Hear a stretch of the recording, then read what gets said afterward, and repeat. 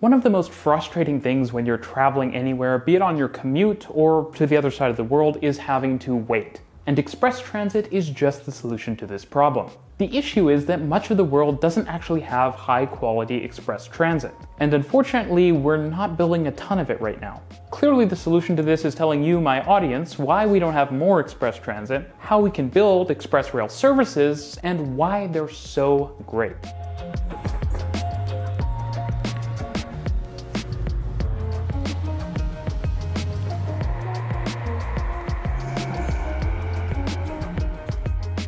To start, the definition for express is kind of fuzzy, and there's a strong case to be made that, for example, transit with a wide stop spacing is actually express transit. But for this video, when I'm talking about express, I'm really talking about services which bypass stops. Now, there's actually a big misconception I see in the transit world when it comes to express rail in particular, and that's that you need quad-track railways to have a high-quality express service. Not true. Of course, there are some other underlying misconceptions that I think leads us to not thinking more about express rail, for example. One of those issues is undervaluing trip time. Having short trips is really critical to transit being attractive, and while we do talk about it, we don't talk about it enough. And we don't consider ways we could help bring trip times down. Often we act like having basic service is enough, when having fast service is what we really want if people are to broadly switch over to transit from, say, driving. Of course, there's also the fact that operations with express transit tend to be trickier, same with engineering and design. And that often deters us because we act as if express transit is sort of difficult to construct, or it's beyond our capabilities, or it's beyond our needs. Part of the problem here is that one of the most notable examples of express transit, express rail transit in particular in North America, is the New York City subway. And so when people travel to New York, they get this sense that you have to be a city like New York to have express rail. And of course, a lot of people traveling to New York are traveling through Manhattan, the densest area of the city. And they kind of get this unrealistic expectation that to have express service, you need these giant underground quad-track railways. That said, there are also technical issues for express services. One issue we see often is that top speeds of trains aren't that high, and that can sometimes limit the usefulness of express rail, because if your trains can't actually get up to that high of a speed, well, you may not actually be saving that much time, since stopping and starting again, especially during low-demand periods, can be pretty fast. All that said, quad-track, New York subway, and Manhattan-style express service is not the only way we can have express subways, express regional rail, and the like. In fact, even express light rail, if you're a light rail fan, if any of you are still watching my channel. Let's break down our options. The first option is quad-track, because in many cases it is the simplest and, yes, the best option for express service. I'm not going to deny it. However, there are some important caveats. Now, there are multiple ways you can organize a rail corridor and a quad-track rail corridor, and I think to keep this video succinct, I'm going to talk about that in a future video, so make sure you're subscribed if you don't want to miss that. I'm also going to probably do another video entirely about express bus services, though I have already made a video about express busways up here. The long and short of that is that they may not be the best thing in the world. Now for this video, we'll assume that your quad-track railway has the slow, fast, fast, slow arrangement, which basically means you've got your slow or your local tracks on the outside and your express tracks in the middle, and all of your tracks are on the same level. Now at express stations, you'll typically see two island platforms, one between each of the tracks headed in both directions. At local stations, you'll typically see side platforms only, again, only serving those outside local tracks. Those local stations are actually quite simple to build because the tracks can stay in alignment. They don't need to split apart for, say, island platforms. Now, this approach to express service is really good for a number of reasons. The first thing is that if you design your infrastructure right, your express and your local services can operate entirely independently. And that not only means really high reliability and potentially really high capacity, but it also means that with a few well-placed switches, you can handle a ton of maintenance without having to shut down service, or even easy 24-hour service, which is part of how New York does it. Of course, I have a video on 24-hour service up here, so give that a watch if you're interested in how you might be able to do 24-hour service with just 2 tracks. Of course, having 4 tracks and just more tracks in general with lots of switches gives you a lot of flexibility, and that means you could do things like blended local and express services. For example, some trains may run express to a certain location and then switch to local by switching tracks.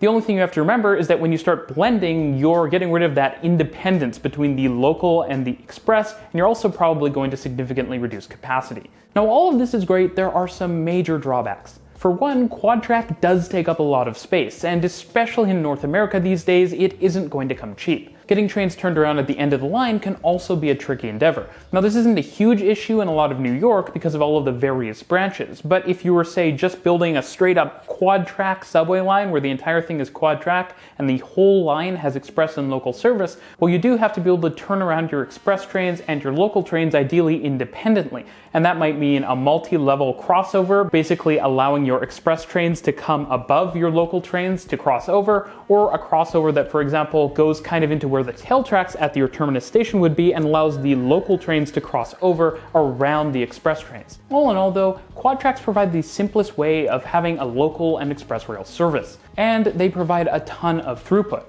But this comes at the cost of essentially building two lines in parallel, and if they're independent, they are literally just two separate lines in the same corridor, essentially. Now, I will mention that triple track is something you also do see in some places, including on a lot of the New York subway, but triple track is bad, and I'll probably make another video in the future talking about why. The next option, and probably the one that unfortunately gets overlooked the most, is timed overtakes, or just overtakes in general. An overtake is exactly what it sounds like.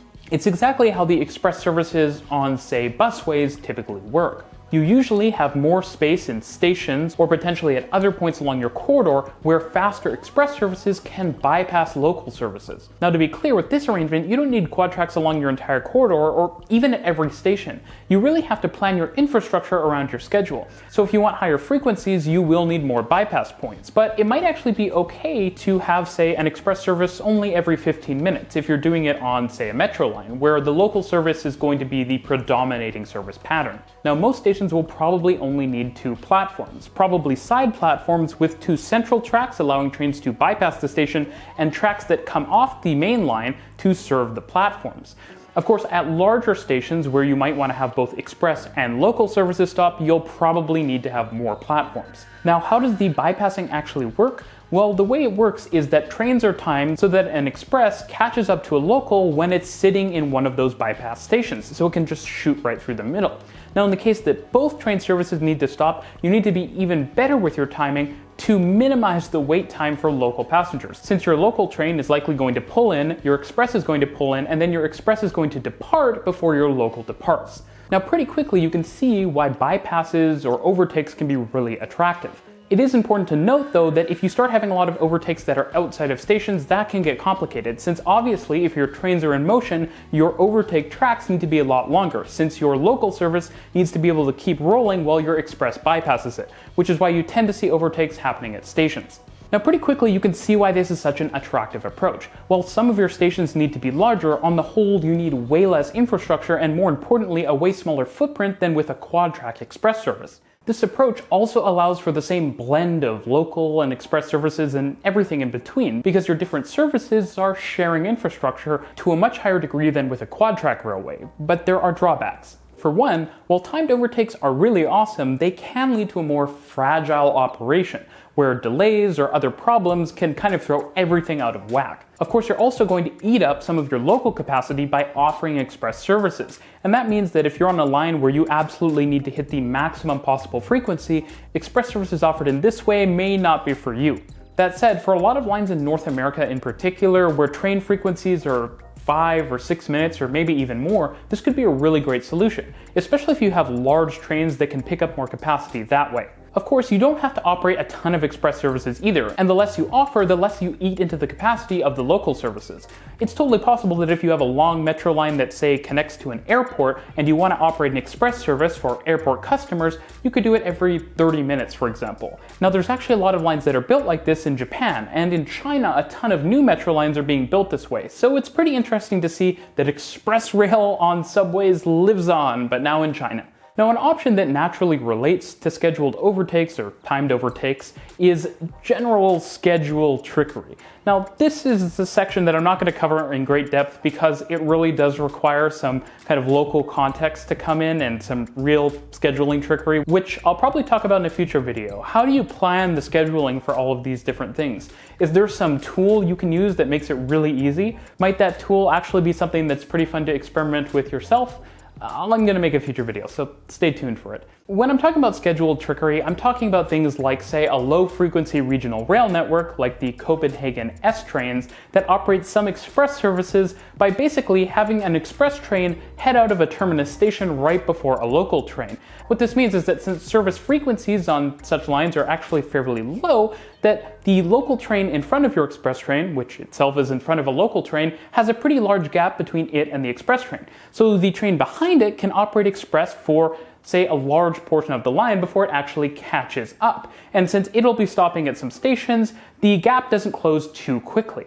This is one way you can offer express services if you have, again, extra track capacity, but it does eat up a lot of frequency capability. Now, the last type of express service I want to talk about is known as skip-stop, and it has also, surprise, surprise, been used in New York City. Basically what skip-stop is you have some stops which are, say, lettered B, some stops which are lettered A, and you'll have trains which alternate stopping at different stops, with all trains stopping at major stops. If this sounds complicated, trust me, it is a little complicated and it can be a little confusing to customers. The easiest way to think about how this works is to imagine two trains traversing your skip-stop line. At major stations, both trains are going to stop. But when departing a major station to a section where you're going to operate a skip-stop service, the train in front skips the first stop, allowing the train behind to stop at it. And there's this sort of alternating pattern where the train in front stops at one stop and the train behind it stops at the alternating stops. Now, the great thing about skip-stop is you don't need any quad track at all, and you can operate express rail services basically anywhere. It's actually something that could be oddly well adapted to work in, say, Toronto, for example, where there are sections where there are a bunch of minor stations that maybe don't demand every train stopping at them. And that's the main advantage of skip-stop. You see it surprisingly widely. Santiago actually also has it. Watch my Santiago Metro explained video up here. Because it is fairly easy to implement, and you don't necessarily have to operate it all the time either. It can be a peak-only thing if you want. The other great thing about it is, unlike timed overtakes, it doesn't impact your capacity on the entire line as much as it does at specific stations which you may be skipping, in which case you will be having their capacity. Now, with all of these different express transit options out there on the table, and remember, a lot of these can apply to other modes of transit, so think buses, trams, and the like, you have to remember that express transit is, yes, something above regular transit. And if you don't have basic transit, well, you obviously need that first. But express transit is so important to talk about because it's one of those things that takes an existing transit network that might be good or good enough in some people's opinions and takes it to the next level. It makes people's short trips faster and it makes people's long trips more bearable. It means more transit and more transit options for different types of trips and different types of people. Just remember, if anyone tells you you need 4 tracks for express service, they're wrong. Thanks for watching.